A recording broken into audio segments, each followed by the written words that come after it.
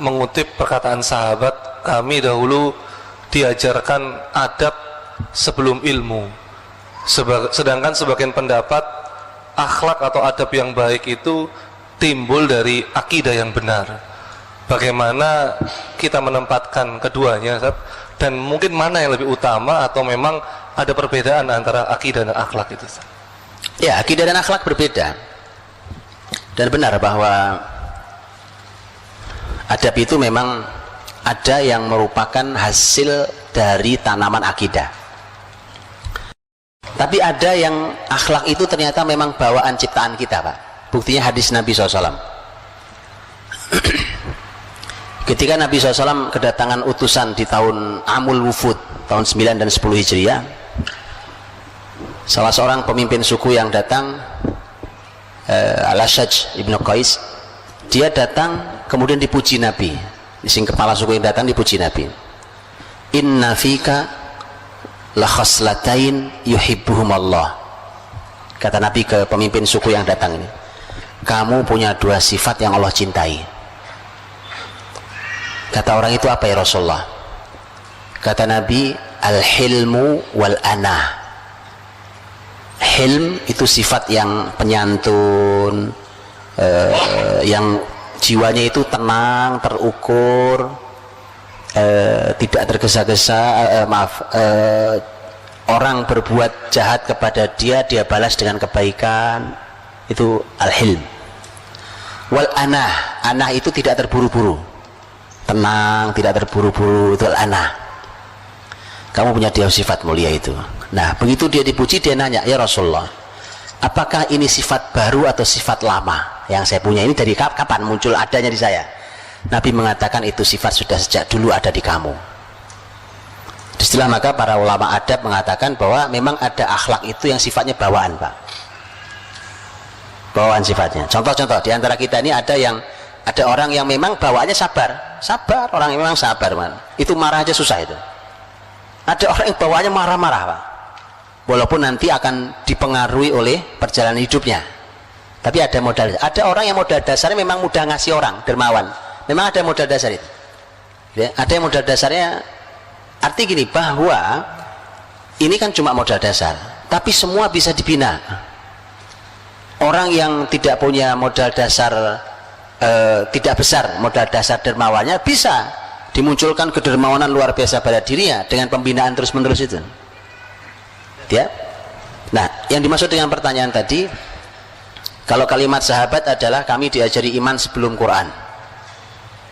Kami diajari iman sebelum Quran. Itu kalimat Jundub bin Abdillah, kalimat Abdullah bin Umar, dan seterusnya. Kami diajari iman sebelum Quran.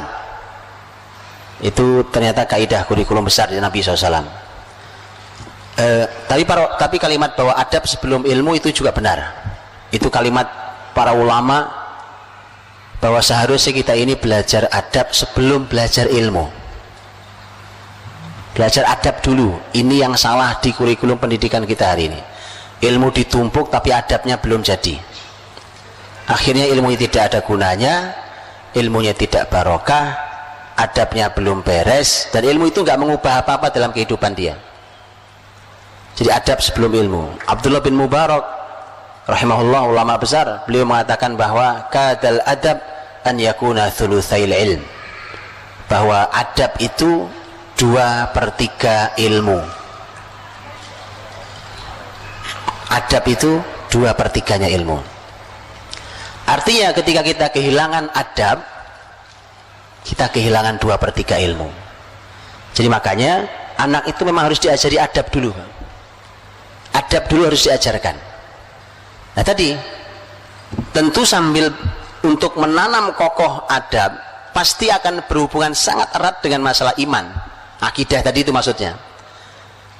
Jangan salah memahami ya. Belajar akidah itu bukan belajar kitab, bukan. Ayo kita buka kitab tauhid, kitab akidah, bukan itu maksudnya. Lah anak kecil kalau diajak bagaimana ngerti anak kecil itu?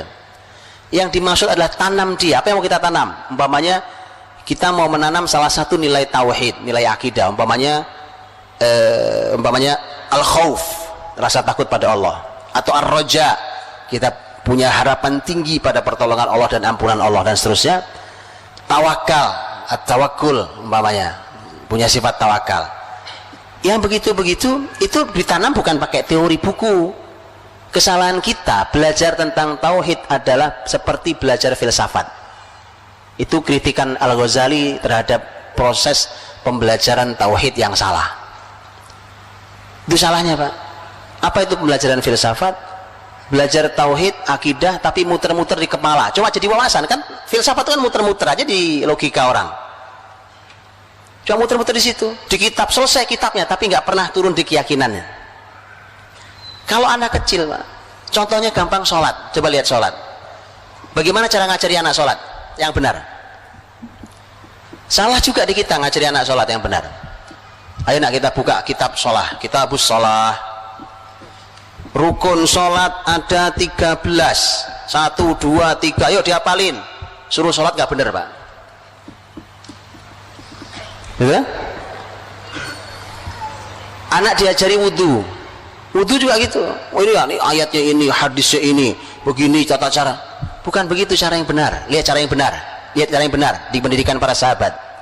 Utsman bin Affan suatu hari ingin mengajari wudhu yang benar di hadapan tabi'in. Bukan dikasih teori. Kata Utsman, ambil air buat saya. Begitu diambil air, baik, tuangkan airnya. Kalian semua lihat saya cara berwudhu. Dia wudhu dari awal sampai akhir. Kemudian terakhir Utsman berkata, beginilah aku melihat Rasul berwudhu. Lihat, paham, Pak? Teori nanti. Ilmu tajwid kapan munculnya? Zaman Rasul atau bukan? Bukan, gak ada ilmu tajwid zaman Rasul. Idhar, idgham. Makanya kita selesai ilmu tajwid suruh baca tetap aja berantakan. Karena teori, Pak. Ini kesalahan kita mengajarkan tauhid dengan teori. Teori itu nanti. Yang penting anak membaca Quran dengan tajwid yang benar. Setelah itu kalau sudah benar baru kita kasih teori. Mereka akan tahu, oh ini namanya idhar. Bacanya udah benar, baca Qurannya. Oh ini namanya idgham. Begitu. Persis sama. Akhlak juga gitu, bukan teori, Pak. Masalah di kita sekarang kurikulum agama adalah teori. Teori sholat, teori wudhu, teori sabar, teori jujur, teori prakteknya tidak ada. Jadi bukan teori, ditanam di mereka. Jadi teori nanti, kitab nanti kita lahap, kitab nanti. Di usia-usia awal bukan teori, tetapi ditanam.